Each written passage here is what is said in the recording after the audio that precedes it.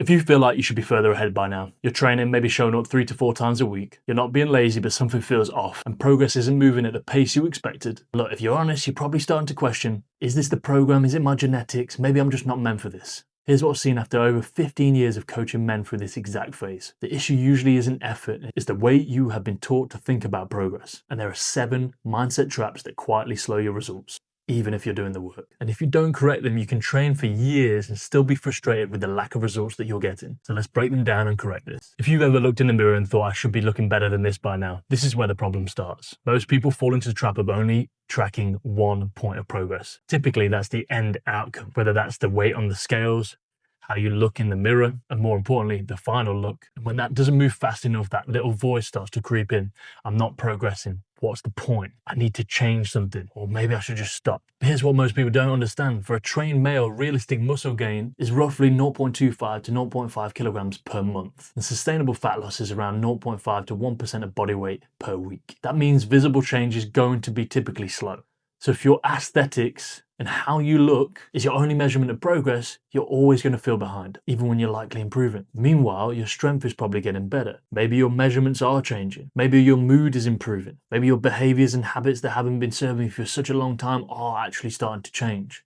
Maybe you do have more energy. Maybe you're recovering faster and your technique's getting better. Behavioral research shows that tracking multiple variables of progress drastically increases your adherence, especially when compared to only tracking one.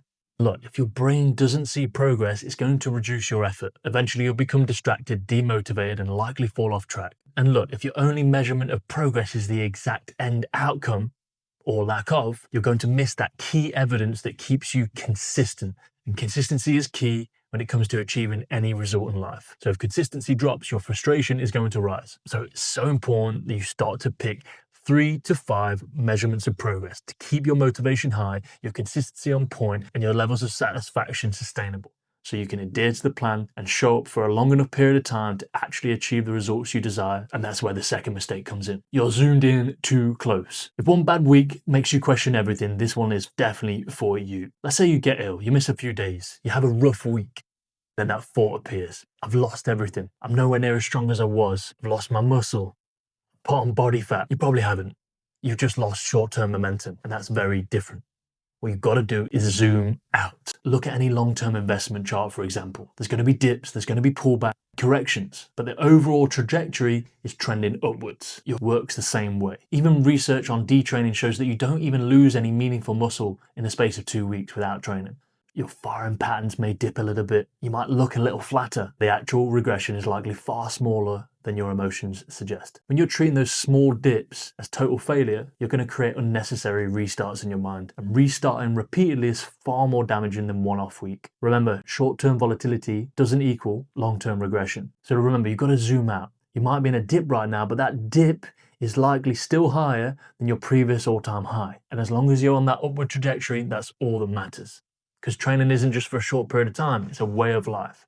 That's the problem if you don't have structure. You can quickly be fooled into thinking that you're way off track, which brings me to the next mindset trap. You don't have a plan. If your training changes depending on your mood, pay attention. This may feel like it's harmless. You walk into the gym, decide on what you're going to do based on your mood on that day. It feels flexible, but it's a very expensive mistake in the long term. When there's no plan, you can never really understand what progressive overload is going to look like. Equally, you can't measure whether what you're doing is actually working. You're relying on your feeling rather than data. Sometimes that's helpful, but often it's inaccurate. Decision fatigue research shows that repeated micro decisions reduce your cognitive capacity. In the most simplistic terms, this is going to make you tired. It's stealing unnecessary energy. If you're deciding on the exercise, the weight, the reps, the rest period, you're draining unnecessary energy on the spot, even before the hard sets begin. A solid plan removes that negotiation. You know your target, you know what success looks like. Without this, your motivation is absolutely going to be unstable. And once comfort starts to lead those decisions, your progress is going to start to slow down. Mindset trap number 4, comfort keeps winning those small battles. You often finish a set knowing you had more in the tank. This one is definitely for you. This one can be subtle. You finish the set when it starts burning. You're stopping 3 or 4 reps short consistently. You're choosing that slightly lighter weight. No huge obvious issues there, just small micro negotiations that are slowly eroding your capacity over time. Typical hypertrophy research shows that the required muscle stimulus occurs 0 to 3 reps from failure. If you're typically outside of that range, your adaptation is going to slow down. Now look, you don't need to destroy yourself, but you do need to recognize when the voice of comfort is winning, because that repeated micro avoidance starts to become your identity. You become that person who always stops just a little bit before, who doesn't quite push himself enough. That can start to show up in other areas of life too, which is costing you way more than muscle. Those small negotiations repeated daily create smaller results. So make sure you're tuning into which voice you're allowing to lead the training session. If it's the voice that commands your capacity or the voice that wants comfort, choose wisely. And this next mindset trap runs much deeper than comfort. Mindset trap number 5, you don't actually understand why this matters to you. If your goal feels flat, even when you say it out loud, listen carefully. I once had a new client sit down in front of me, really nice guy, intelligent, capable, switched on, and I asked him about his goal. And initially he said with very minimal enthusiasm, I just want to lose weight and tone up. There was no passion, there was no emotion behind it. It sounded very, very boring. Now, many coaches may just move on from this, write them a training split, some calorie guidance, but his motivation that he's going to need is not going to come from that plan alone. Knowing what I know about behavioral psychology, I continued to ask him questions, and 10 minutes later we discovered the real cost of staying the same.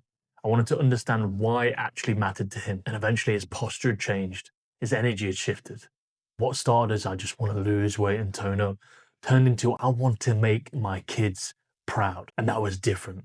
This was an identity shift, something far more powerful. And behavioral psychology shows that when a goal is tied to the transformation of your identity, it produces much stronger long-term adherence to the plan. Losing weight and tone up is not going to carry you through stressful, inconvenient times, but wanting to make your kids proud will.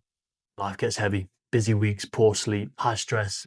Those weaker reasons will fold immediately, but those strong whys will allow you to adjust, to show up, to do the work, to do what's necessary to earn the results that you deserve. Put it this way, if your why doesn't move you emotionally, it won't move you consistently. And when your consistency breaks, as you know, people often fall off. So mindset trap number 6, you're redlining every single session. If you're making every single session feel like a test of willpower, having to go absolutely all in to the point where it feels like a battle every single rep, you might be falling into the trap of thinking that going as hard as possible equals the most effective way to get results. And eventually every single session becomes your maximal effort, RPE of 9 to 10. You're having no deloads, you're not cycling the intensity, and this overreaching rapidly increases your chance of injury, burnout, and of course demotivation, and again falling off. A well-structured program should have you operating around the 6 to 8 RPE for the majority of your working set. This is going to allow adaptation without you burning out. If you're constantly pushing the ceiling, eventually something's going to break, whether that's injury, fatigue, forced time off, or simply just not being able to sustain that effort and then beating yourself up because of it. And then you fall back into mistake number 2,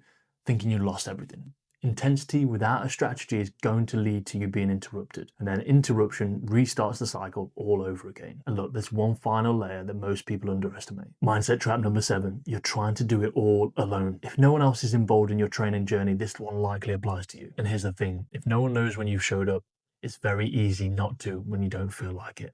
When you're surrounded by people who train seriously or are on point, your standards will rise. Trying to do everything alone might sound strong, but behaviorally, it just makes consistency harder than it needs to be.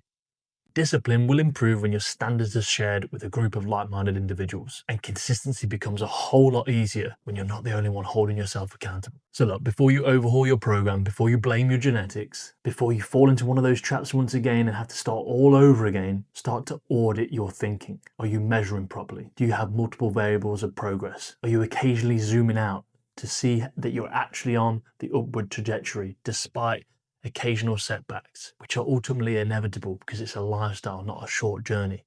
You have a structure that's stopping you from having to waste energy inefficiently. So you're not having to make decisions, but instead you can just follow the plan. Are you negotiating with comfort way too often and not training the voice that understands your true capacity? Do you start to disappear when it's inconvenient because your why isn't solid enough? Are you lost in the false pride of trying to do everything all by yourself and rely on willpower alone? So whichever one of these resonated today, write it down, fix these immediately. And not only will your current program start to work better, you'll show up more powerfully to it. You're going to get better results because of this. Because ultimately your biggest variable in your program, the exercises, the sets, or the reps and rest, is the mind of the operator showing up to the plan.